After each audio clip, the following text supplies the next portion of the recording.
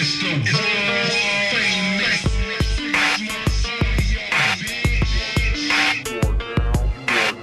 Das Hwould with Stip-O-Mania.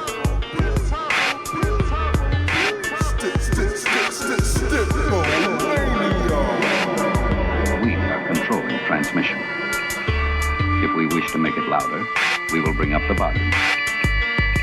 If we wish to make it softer, we will tune it to a whisper.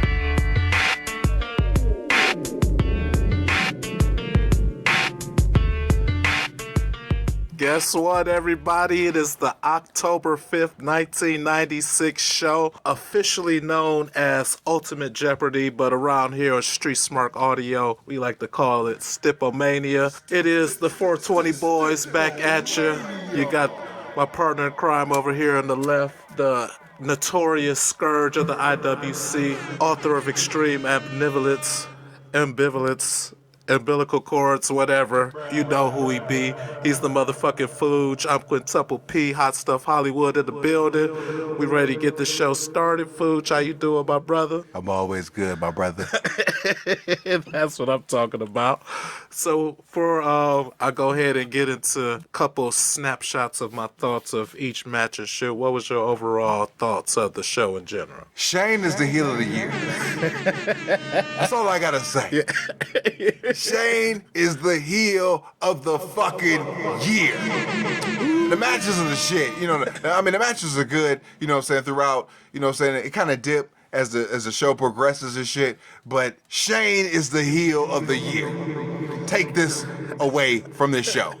It's getting harder and harder to argue with you on that. So, Stip-O-Mania 96 starts off with Doug Furnace in the ring. I guess he's supposed to be a big deal. We're supposed to give a fuck about him for whatever reason. I don't. He's facing off against Louis Spicolli. The match starts off, Spicolli tries to shake his hand. Furnace flips him off and gives him the bird, which I did LOL. I found that very amusing. This nigga Furnace whooped Spicolli's ass literally the whole match. Because normally, when I'm writing my notes and shit, I usually start off with wrestler A's dominated the match early or some shit like that or shit. So I had to change my note to dominates the whole match because literally the finish came after Furnace whooped this nigga's ass for all of 3-4 minutes. He goes to the corner, drops down in a 3-point stance, charges at Spicolli. Spicolli counters, gets him up on his shoulders. Death Valley Driver, 1, 2, 3, the match is over. Hwoud, your thoughts? I never saw personality in Doug Furnace until this match. You know what I'm saying?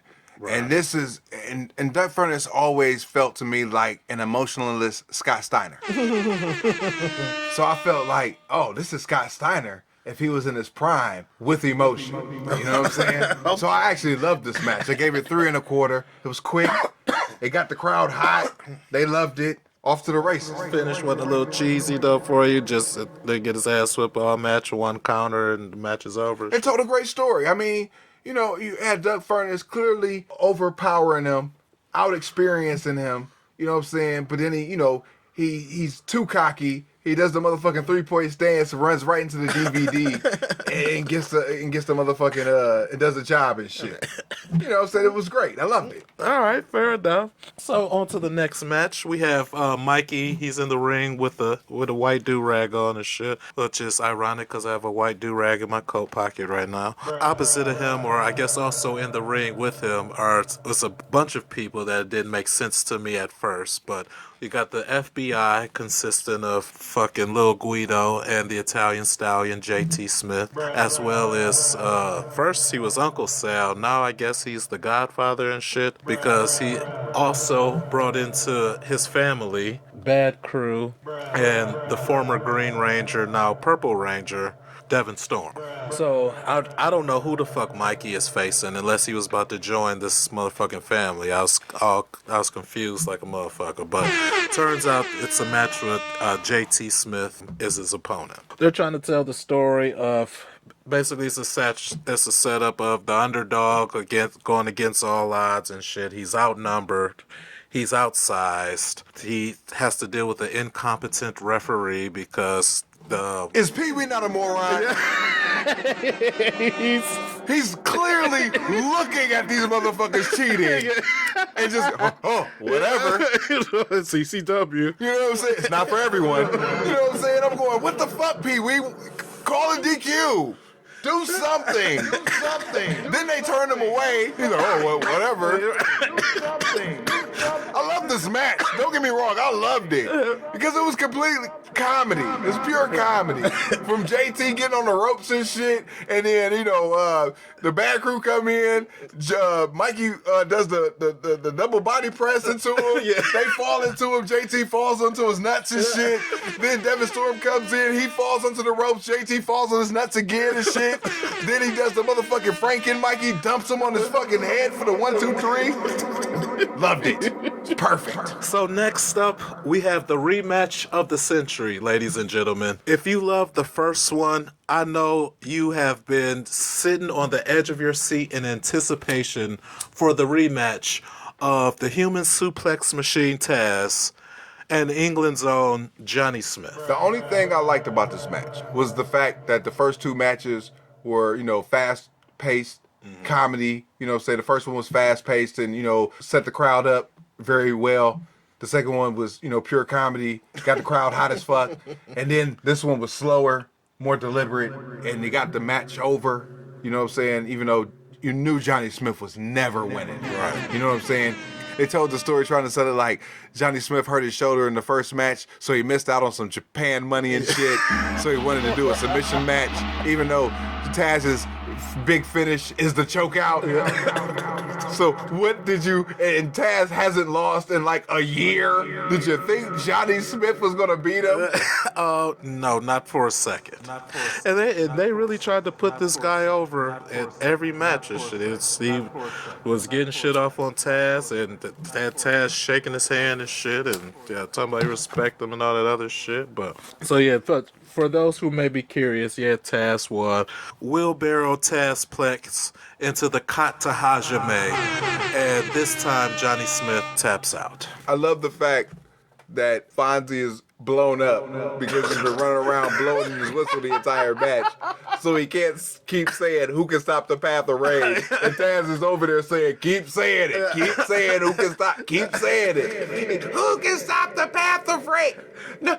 Who can stop the path of rain? Nobody. Nobody, Daddy. I love Fonzie. Oh, spoiler alert.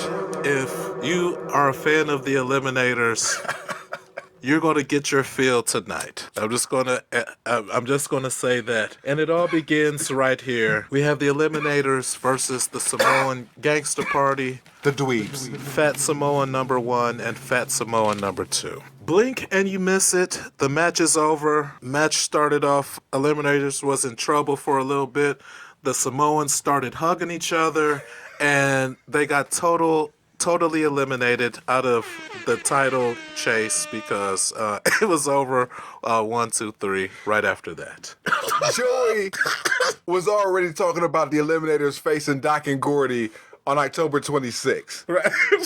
Wow, them niggas was getting double total elimination. These niggas was such a non-factor. I told you these niggas is dweebs. These niggas was the Samoan dweebs. See you later. See you later. See you later. Done. I gotta give it one turnbuckle for the double total elimination though, because if I'd have been drinking something, I'd have spit it out. But I howled so hard. I haven't said this shit in a while, so allow me. White people being offbeat is forever LOL. As the fabulous one, dress as the public enemy, come to the ring. Flyboy Stevie Rock and Meanie Grunge. Meanie Grunge is blown up dancing. LOL. Here comes Don Step-Up, burner. They don't have the surprise for the ECW arena, but Meanie Grunge is sober. Surprise! Johnny Grunge, rest in peace. Oh shit, damn. They keep up the charade for a bit, but there's no way they can be the public enemy because Meanie isn't fatter than Johnny Grunge. They get hype and call out the gangsters. Yeah. They are not the fags anymore. No. So it leads into an ECW tag team title match between the gangsters and the fabulous ones. The gangsters hit the ring, fake Public Enemy, or the real fabulous ones. They get off to an early start, surprisingly, because I thought the gangsters will get in there and start whooping ass right off the beginning, but it was the opposite. Mustafa does make a brief comeback for a hot second, but the Eliminators, making their second appearance of the evening, come in and give Mustafa the total elimination. Well, if you're a fan of the total elimination, I got news for you. There's even more in store for you because the referee totally eliminated. Meanie Grunge totally eliminated. New Jack totally eliminated. Saturn gets on the mic and says that the belts, plural, that meaning more than one belt, are his. Tremendous. And they're coming back where they belong. Hwould, your thoughts? I love this all. Oh shit. The Eliminators, making their third appearance of the night. They hit the ring. They are facing off against the gangsters. The gangsters have a running trope where a lot of times in their matches, Natural Born Killers, their theme song, will play in its entirety as the match goes on. Mm-hmm. This trope continues. Even as they're getting their ass... just... Not only is it jarring to have a theme song playing after the match is going, but when you have one team's entrance music playing and they're getting their ass whooped, it seems a little awkward watching some motherfuckers get their ass whooped to their own song and shit. You know what I'm saying? It's like the antithesis of what a song associated with you is supposed to be, you know what I'm saying?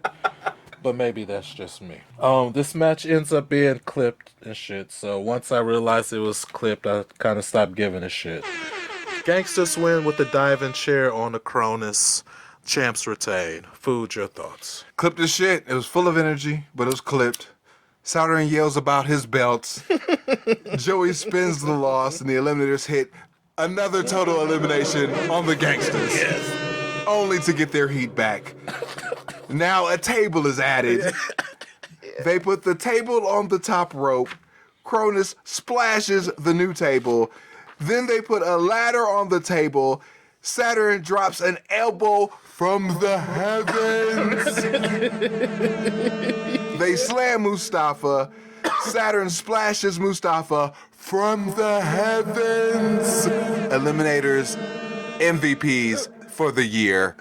Sully nomination. See you at the Sullys. Oh, shit. Okay, because we're getting closer and closer. So next, we have the match you never knew that you wanted.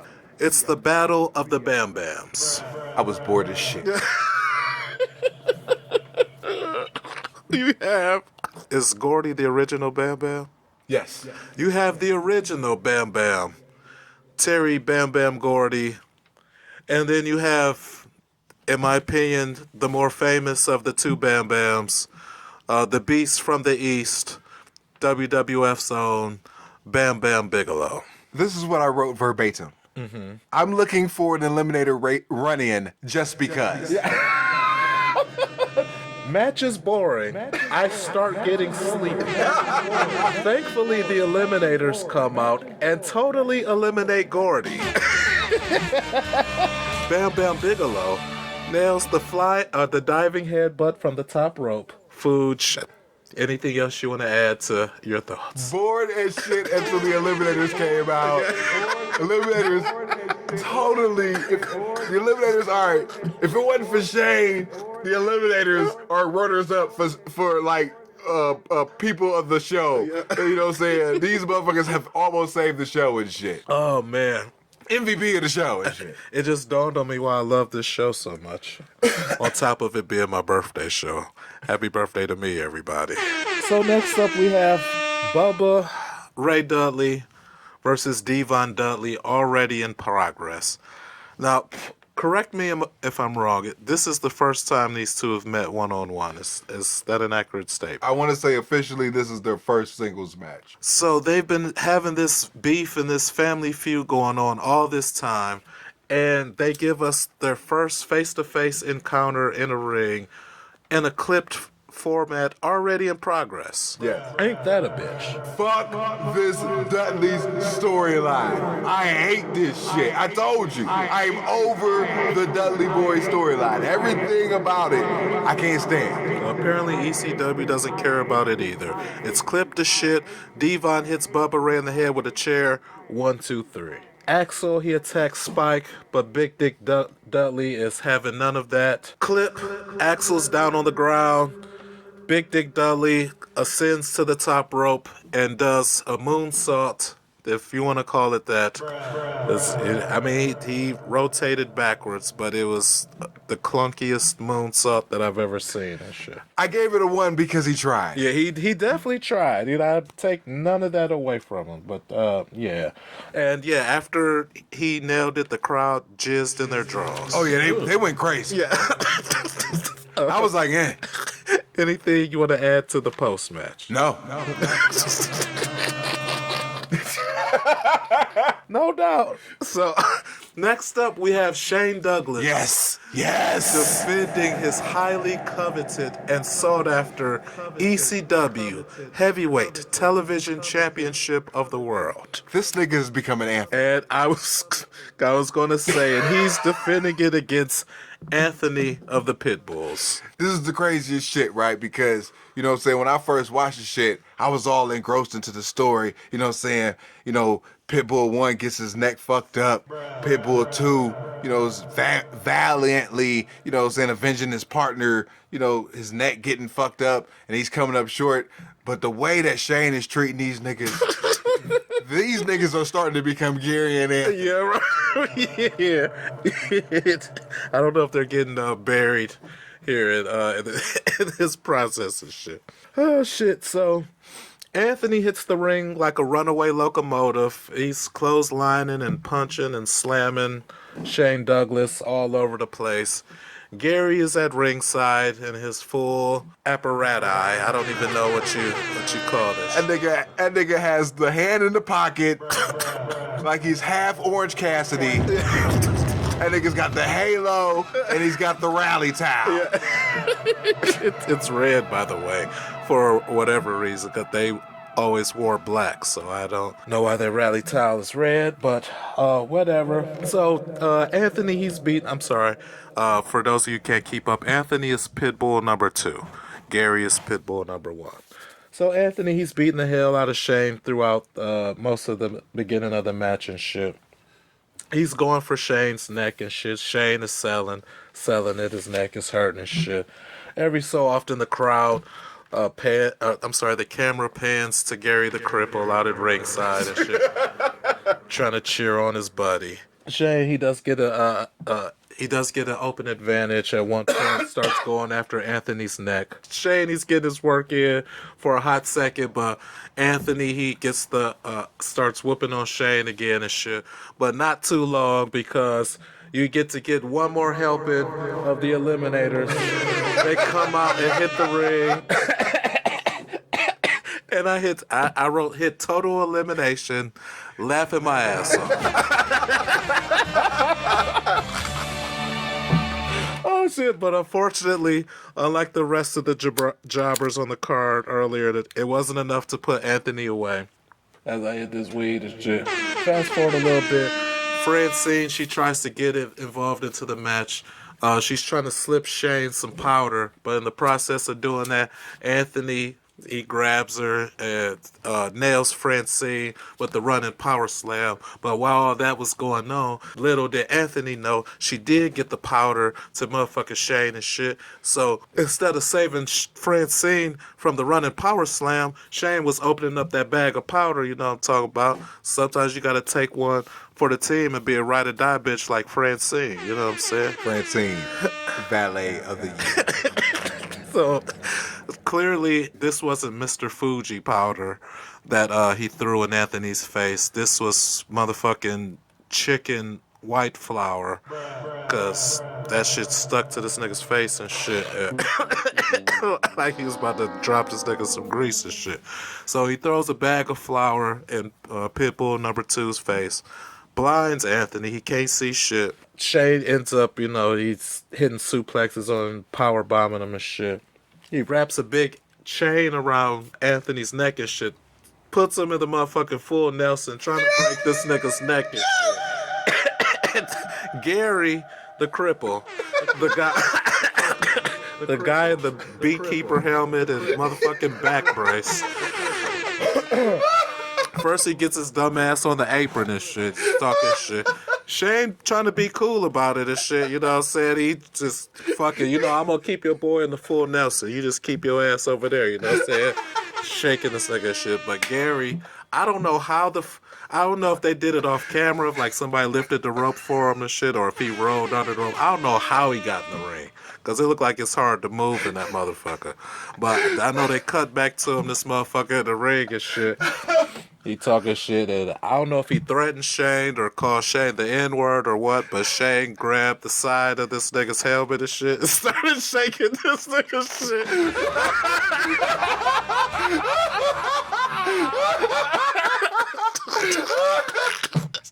that nigga fell, that nigga crumpled. For the 0 subscribers, it's a Street Smart video. That nigga was crumbled. Alright. So the nigga crumbles, right? So the niggas looking around and all the people start running out of shit. Oh man, I've never seen so much disgust. Todd is in there first with a couple more people. Todd is like, he's ready to work. He's ready to kill Shane. Yes. Shane is out. Shane powders. You've never seen anybody powder like this before. He powders. Gone. Oh shit. Police is around him, and he's getting escorted out the back, and it's cutting between fan cam and hard cam. You know, and the fan cam shot is showing Shane getting escorted out, and Tommy Dreamer is chasing them trying to go. And as Tommy Dreamer is trying to jump over the police, trying to get at the Shane, Saturn's in the back like, yeah, you got him. Yeah, you got him. Good job.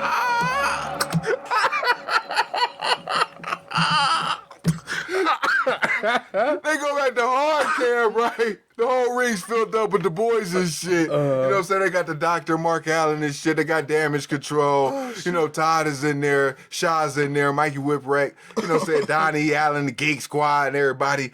Joe Gertner gets in the ring. He grabs the microphone. The match ends, right? Right. It's a no contest. So he has to declare the winner. Joe Gertner gets on the microphone and still Stephen DeAngelis is like, yo, what is you doing? Whoa, television. Sean's like, what the fuck are you doing? Mikey's over there, you know, pushing on him and shit. Todd jumps on him. Crowd goes crazy.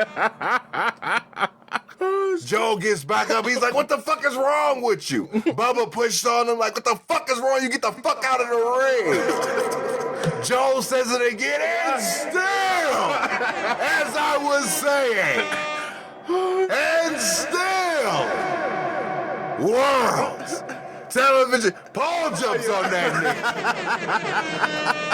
Joe was trying to do his job. What is wrong with these people? Fucking animals. This shit was perfect. Oh shit. Again, classic ECW shit. Ordinarily, like, if one wrong move, if they play it too fast or too slow, it's easy to not give a fuck about none of this shit.